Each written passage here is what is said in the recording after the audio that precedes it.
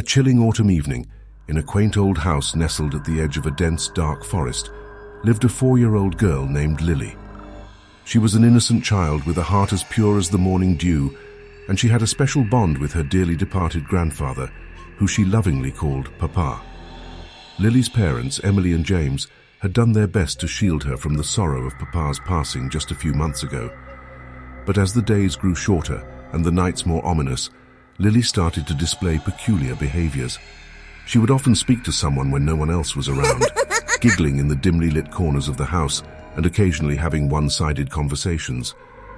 Emily and James assumed these were typical childhood imaginings, until one night when the couple heard Lily's laughter coming from the attic. Intrigued and slightly concerned, they went to investigate. The attic door creaked open, and to their astonishment, they found Lily sitting on an old wooden chest, her small frame surrounded by an ethereal glow. "Papa is here. He's playing with me," Lily said, pointing to an empty space beside her.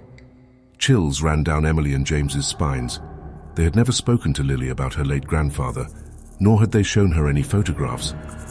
The realization that Lily was communicating with Papa beyond the veil of death was both unsettling and intriguing. As the nights passed, Lily's connection with her grandfather seemed to grow stronger. She would often describe in vivid detail moments shared with Papa, events she couldn't have known about. Emily and James found themselves torn between skepticism and fear, but they knew they had to investigate further. They invited a psychic medium to their home, hoping to find some answers and solace. The medium, a wise and weathered woman named Madame Eliza, entered the house, immediately sensing an unusual energy surrounding Lily. As she closed her eyes and focused, she began to tremble, for she had never encountered such a potent connection between the living and the dead. Madame Eliza carefully spoke to Lily, and the little girl's eyes widened with surprise as she realized that not everyone could see Papa.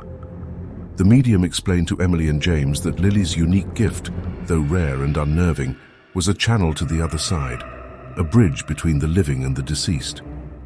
Overwhelmed with emotions and curiosity, Emily and James started recording Lily's conversations with Papa. They discovered that he had unfinished business on Earth, something that tormented him and kept him from finding peace in the afterlife. Lily, being an innocent soul, had unknowingly become a vessel for Papa to express his unresolved feelings. As the days passed, Papa's visits became more frequent, but he started appearing with a disheveled, sinister aura. His voice, once comforting, now took on a haunting tone. The air around Lily grew cold whenever he was present, and her innocent laughter turned into terrified cries during these encounters. Madame Eliza warned Emily and James that dark entities could impersonate departed souls, seeking to feed off the energy of the living. She advised them to seek professional help to perform a spiritual cleansing and help Papa find his way to the light. Reluctantly, Emily and James reached out to a team of experienced paranormal investigators. They performed a series of rituals to cleanse the house and guide Papa towards peace. The atmosphere during the ceremony was tense, and they witnessed objects moving on their own, shadows dancing in the corners, and unsettling whispers echoing through the rooms.